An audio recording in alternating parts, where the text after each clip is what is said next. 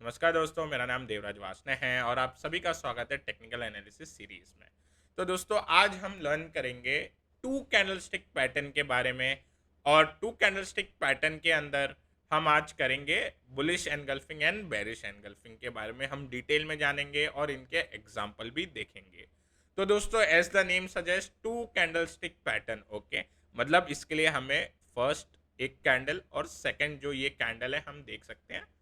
First candle जो बनी है, ओके, ये अब हम बुलिश एनगल्फिंग की बात कर रहे हैं। तो I will write bullish engulfing. तो दोस्तों, यहाँ पे बुलिश एनगल्फिंग के अंदर हमें जो सेकंड कैंडल है, ओके, वो फर्स्ट कैंडल को पूरी तरीके से एनगल्फ करते हुए दिखाई दे रही है। ओके, इसमें जो सेकंड कैंडल बनी है, आपको ये चीज देखनी पड़ेगी कि ये एक गैप डाउन ओपनिंग दे रही है। यहाँ पे देखिए, gap down opening previous close से आज के दिन पे और नीचे ओपनिंग दिया है, इसका मतलब गैप डाउन ओपनिंग है। इसको अगर हम रिलेट करना चाहें साइकोलॉजी के हिसाब से, तो इस दिन सेलर को लग रहा था कि वापस से जो ऑनगोइंग ट्रेंड है, ठीक है, इससे पहले, okay, as a name suggest, मैं आशा करता हूँ आपने फर्स्ट कैंडलस्टिक का वीडियो देखा होगा, बिकॉज आपको पता है हम इसे एक डाउन स्विंग पे ही पकड़ेंगे। ओके, तो डाउन स्विंग पे पकड़ेंगे इन द सेंस कि ये कैंडलस्टिक अपीयर होने से पहले एक डाउन स्विंग बन गई होगी। ओके, डाउन स्विंग का मेरा मतलब है एक सेलिंग हो रही है और उसके बाद आपको ये पैटर्न बनते हुए दिखाई दे रहा है। ओके, तो लेट मी कंटिन्यू नाउ अगेन, जहां पे मैं था कि ये डाउन स्विंग पे आपको ये पैटर्न मिल रहा है और ये एक गैप डाउन ओपनिंग मिल रही है। और यहाँ पे जो साइकोलॉजी है कि जो ये ऑनगोइंग डाउन स्विंग चल रहा था, वही सेम आगे भी लोग ये सोच रहे थे बेयर्स की ये वापस से यहाँ पे जो डाउन स्विंग है वो कंटिन्यू होगी। लेकिन इसके विपरीत हमें क्या देखने मिलता है कि बुल्स ने पावर दिखा दी और ये जो पूरी रेड कैंडल थी इसको एनगल्फ कर लिया। एनगल्फ कर लिया मतलब जो इसका क्लोज है ग्रीन कैंडल का, वो ये फर्स्ट कैंडल जो थी रेड कैंडल, इसके ऊपर है। ओके, तो इस वजह से इसका नाम है बुलिश एनगल्फिंग। बुलिश मतलब जो सेकंड कैंडल बनी वो बुलिश है, तेजी की तरफ इशारा कर रही है। एनगल्फिंग मतलब जो पिछला जो फर्स्ट कैंडल है उसको पूरी तरीके से एनगल्फ कर लिया, उसको पूरी तरीके से ओवर पावर कर लिया, ओवर शेडो कर लिया है। तो दोस्तों, इसी तरीके से बेरिश एनगल्फिंग, ओके, ये बेरिश एनगल्फिंग के अंदर पूरा ही उल्टा है। अब अगर हम इसके अंदर देखें, बेरिश एनगल्फिंग हमें एक अपस्विंग पे मिलेगी। ओके, एक अपस्विंग जनरेट हुई है, उसके बाद हम देख सकते हैं ग्रीन कैंडल है और नेक्स्ट हमें एक रेड कैंडल मिलती है। इसके अंदर अगेन सेम एक गैप अप ओपनिंग मिलेगी आपको और गैप अप ओपनिंग के बाद आपको क्या देखने मिलेगा, अगेन बेयर्स अचानक से हावी हो जाएंगे और उस दिन की जो क्लोजिंग होगी वो इस ग्रीन कैंडल के ओपनिंग के नीचे होगी। इस वजह से हमें क्या ये चीज क्या दर्शाएगी, ये चीज से हम समझ जाएंगे कि जो ऑनगोइंग अपस्विंग थी शायद हो सकता है कि उसके अंदर अब बेयर्स उसके अंदर हावी हो रहे हैं या हमें थोड़ी वीकनेस दिखाई दे रही है अपस्विंग में, जो इसकी स्ट्रेंथ है वो शायद कम हो रही है। ओके, अब ये तो आपने समझ लिया कि बुलिश एनगल्फिंग बेरिश एनगल्फिंग कैसा दिखता है। ओके, आपको पता है इसको कहाँ ट्रेड करना चाहिए, अब ये डाउन स्विंग पे, ये अप स्विंग पे। सेकेंडली, ये एक सपोर्ट होना चाहिए इधर डाउन स्विंग के साथ साथ, और इधर अप स्विंग के साथ साथ एक रेजिस्टेंस होना चाहिए। ठीक है, ये चीज मैं एग्जांपल में दिखाऊंगा। हम सब एक ही गलती करते हैं बार बार, हम कैंडल स्टिक पैटर्न को सही जगह पे नहीं देखते। ठीक है, तो वो चीज मैं आपको एग्जाम्पल में बताऊंगा। तो इस हिसाब से, ठीक है, ये सेकंड जो पॉइंट बताया, सपोर्ट पे देखेंगे bullish engulfing, bearish engulfing resistance पे देखेंगे। और जो तीसरा पॉइंट है वो है अब इसके अंदर कब ट्रेड लेना। अब ट्रेड हम कब लेंगे, ट्रेड लेंगे बुलिश एनगल्फिंग के बाद जो नेक्स्ट डे कैंडल बनेगी वो ये बुलिश एनगल्फिंग के हाई को क्रॉस करनी चाहिए। ओके, जैसे ही ये हाई को एक नई कैंडल क्रॉस करेगी, हम बुलिश एनगल्फिंग के लो को एज एस एल लगा लेंगे और 1:1.5 और 1:2 का टारगेट करेंगे और उसके बाद अगर हमें ट्रेल करना है तो ट्रेल कर सकते हैं। But this will be our initial target जहां पे हमें हाफ प्रॉफिट बुक करने चाहिए। सेकेंड चीज, बेरिश एनगल्फिंग के अंदर जो भी ये बेरिश एनगल्फिंग का लो होगा, अब मैंने यहाँ पे एक मारूबोजू कैंडल बनाई है बेरिश एनगल्फिंग के यहाँ पे, again this will be a low. इसके नीचे अगर नेक्स्ट कैंडल जाती है ओके, तो यहाँ पे हमें ट्रेड ओपन करना चाहिए और इसके ऊपर का जो हाई है वहां पे हमें एसएल लगाना चाहिए ओके। सेम अगेन 1:1.5 और 1:2 का टारगेट रख के हमें इसमें ट्रेड करना चाहिए ओके। तो ये था, आपको सारे मैंने रूल बता दिए कैसे ट्रेड करने चाहिए, कैसा क्या होता है इसके अंदर। अब मैं आपको एग्जांपल बताऊंगा ओके, कि किस तरीके से इन कैंडलस्टिक को स्पॉट करते हैं और कैसे हम स्पॉट करते हैं। और डेफिनेटली देखो, मैं बताना चाहता हूँ कि जो कैंडलस्टिक की स्टडी है, हम अधिकतर कॉन्फ्लुएंसिंग सिग्नल देखते हैं। तो मैं अभी जो आपको चार्ट बताऊंगा उसमें काफी स्टडी इन्वॉल्व होती है, तो मैं आपको एक एक करके सब सिखाऊंगा, बट आपको ये चीज पे ध्यान देना होगा ठीक है। पहले हम स्टेप बाय स्टेप जाएंगे। तो दोस्तों आइए अब हम चलते हैं सीधा हमारे चार्ट सेटअप्स पे, ठीक है। तो दोस्तों यहाँ पे अब हम भारतीय एयरटेल का स्टॉक देख सकते हैं okay.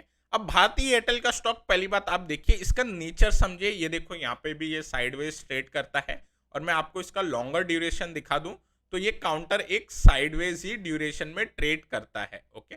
You can see this chart, which means हमने इसका नेचर समझ लिया है। भारतीय एयरटेल एक साइडवेज मूविंग काउंटर है। सेकेंड, यही सेम बिहेवियर हमें इवन इन 2020 टू 21 में दिखता है। आप देख सकते हो ये साइडवेज ही बिहेवियर है जहां पे बड़े बड़े स्विंग्स आ रहे थे ओके। अब जब हम इसका रीसेंट टाइम फ्रेम एनालिसिस करते हैं ओके, तो हमें क्या देखने मिलता है, see this again same thing happening. भारतीय एयरटेल एक साइडवेज स्ट्रक्चर में चले गया है okay. Now let me just resize this chart, yes. तो भारतीय एयरटेल अब आप देख सकते हो क्लियरली एक साइडवेज स्ट्रक्चर में है। तो हमें इधर तुरंत पता चलना चाहिए कि एक यहाँ पे बन रहा है सपोर्ट लाइन ओके। और जस्ट अ सेकेंड, ये जो मैं सपोर्ट लाइन अभी यहाँ पे बनाता हूँ, उससे पहले मैं आपको थोड़ा सा ये ऐसा कर लेता हूँ ओके। तो आप यहाँ पे देख सकते हो, यहाँ पे जो एक सपोर्ट लाइन बनेगा ओके, ये एक प्रीवियस जो रेजिस्टेंस है ठीक है, यहाँ पे हम देख सकते हैं इसके ऊपर वाला लाइन है जस्ट, और इसी को ये चीज हम रिस्पेक्ट करते हुए दिखाई दे रहे हैं। हम देख रहे हैं चेंज ऑफ पोलैरिटी अचीव हो गई है। सेकेंडली, अब जब हम देखते हैं यहाँ पे एक बुलिश एनगल्फिंग कैंडल बनता हुआ ओके, ये जो बुलिश एनगल्फिंग कैंडल बन रहा है आप देख सकते हैं ये एक साइडवेज काउंटर में बन रहा है okay. Secondly, but sideways counter में बन रहा है या अप ट्रेंड के एक फॉल में बने, कैसे भी बने, लेकिन हमें फर्स्ट सपोर्ट सेकेंड सपोर्ट मिल चुके थे। सेकेंडली, हमें एक डाउन स्विंग मिल चुकी थी, सी दिस। तो हमें क्या करना था, जब ये नेक्स्ट कैंडल ये एनगल्फिंग के ऊपर जा रही थी, हमें एक लॉन्ग पोजीशन ओपन करनी चाहिए with an SL of this candle. और अगर हमारा एसएल बड़ा हो जाता है इस केस में, तो हमें अपनी क्वांटिटी थोड़ी कम कर देनी चाहिए। तो इस हिसाब से हम यहाँ पे पोजीशन बनाएंगे और 1:1.5 और 1:2 के टारगेट के हिसाब से हम इसे ट्रेड करेंगे। उसके बाद आपको ट्रेल करना है, one can do that okay. इस हिसाब से हमें निकालना चाहिए कि भारतीय एयरटेल का नेचर ही साइडवेज का है। सेकंड, हम सपोर्ट को ढूंढेंगे। थर्ड, हमने देखा एक डाउन स्विंग हो रहा है। फोर्थ, एक बुलिश एनगल्फिंग कैंडल बनते हुए दिखाई दी और उसके बाद ट्रेड लिया ओके। अब जो मैं नेक्स्ट पैटर्न बताऊंगा, अब इसमें तो आपको चार्ट बन चुका था। अब हम नेक्स्ट में एक बेरिश एनगल्फिंग बताऊंगा और उसकी लोकेशन थोड़ी एक एडवांस वाली होगी ओके। तो let me go to Cholamandalam Finance okay। now see this is the Cholamandalam Finance chart okay। this अब इसके अंदर हम एक ब्रॉड पैटर्न हमने आइडेंटिफाई कर लिया। ये एक right angle ascending broadening wedge pattern बोलते हैं इसको। तो इसमें क्या होता है, स्टॉक जहां पे भी मतलब जैसे जैसे ऊपर जाता है, अगेन जब नीचे फॉल आता है तो वो अपने बेस पे आ जाता है। तो ये पैटर्न की वजह से हम देख सकते हैं कि जब भी इसके अंदर ऊपर स्विंग आती है वापस से नीचे आता है। ये पैटर्न का इंपैक्ट कब खत्म होगा, जब हम ये एक राइजिंग रेजिस्टेंस लाइन के ऊपर ये काउंटर को जाता हुआ देखेंगे। अब let me now further zoom into this chart okay. और अब हम यहाँ पे ऑब्जर्व करते हैं कि क्या हो रहा है। आप देख सकते हो यहाँ पे एक चैनल पैटर्न बना था और इसका हमें ब्रेकडाउन मिल गया था। This I have discussed in daily price action show ठीक है। तो वहां पे हमने इस चीज की चर्चा की थी। उसके बाद डायरेक्टली वन वे एक गैप डाउन मिलके एक बहुत ही बड़ा एग्रेसिव सेलिंग हमें देखने मिला। ये चैनल के टारगेट भी एक ही दिन में आ गए। बट उसके बाद आप देख सकते हो स्टॉक कैसे बिहेव कर रहा है okay. It is on a rising resistance line और इस पे हमें एक बुलिश एक बेरिश एनगल्फिंग ट्रेड सेटअप दिखाई दे रहा है। अब आप बोलोगे सर ये तो एक साइडवे रेजिस्टेंस नहीं है, बट अगर आप इस चार्ट को गौर से देखोगे, सी दिस, आपको क्या दिखेगा यहाँ पे, एक polarity zone, change of polarity zone. ये क्या है, यहाँ पे बार बार इसने एक रेजिस्टेंस लिया है काउंटर ने, जो एक 700 का लेवल निकल के आ रहा है। ओके, इसके ऊपर गया तो ये ऊपर सस्टेन करने लग गया। अब जब इसके नीचे आया है, आप देख सकते हो ये भी बिग रेड जो कैंडल बनी है, मारूबुजू कैंडल, ये भी यही जोन पे बनी है। उसके बाद अब हमें एक चेंज ऑफ पोलैरिटी का रेजिस्टेंस मिल रहा है। ओके, वन सेकंड, हमें एक राइजिंग रेजिस्टेंस लाइन का भी रेजिस्टेंस ये मिलता हुआ दिखाई दे रहा है। तो आप देखो कैसे हमें कन्फ्लुएंसिंग फैक्टर लेने पड़ते हैं। और अब ये एक हाई प्रोबेबिलिटी ट्रेड सेटअप बन चुका है चोलामंडलम फाइनेंस के अंदर, कि इसके अंदर काफी हाई प्रोबेबिलिटी है किस चीज की, नंबर वन, ये कल के सेशन में या आने वाले सेशन में जल्दी 620, उसके बाद 600, ये टारगेट्स तक जा सकता है। अब आप बोलोगे सर आप टारगेट कैसे निकालते हो, दिस इज नथिंग बट 620 इसका फर्स्ट स्विंग है, 600 इसका सेकंड लो स्विंग है, और ये यहां तक जाने की पूरी प्रयास करेगा। ओके, और ये व्यू कब फेल हो जाएगा हमारा, अगर ये व्यू फेल होना होगा तो हमें ये जो काउंटर है ये 700 के ऊपर जाना चाहिए, जहां पे हमारा एसएल हिट हो जाएगा। बट अब देखो इतनी सारी चीजें देखी हमने, एक चेंज ऑफ पोलैरिटी जोन में है, काउंटर ऑलरेडी एक डाउन स्विंग में आ चुका है, अगेन इसने ट्राई कर रहा है ऊपर जाने की, बट एक राइजिंग रेजिस्टेंस लाइन के रेजिस्टेंस पे आ गया है। ओके, ऑलरेडी काउंटर एक थोड़ा साइडवेज में आ गया है, वॉल्यूम भी हमें देख सकते हैं कि कम होते जा रहे हैं। अगर नेक्स्ट डे किसी भी दिन एक रेड कैंडल के साथ वॉल्यूम स्पाइक आ गया तो फर्दर वीकनेस हो जाएगी, और इसका जो टारगेट्स आएंगे वो 600 पे आएंगे। Okay, still there is enough reward left in this.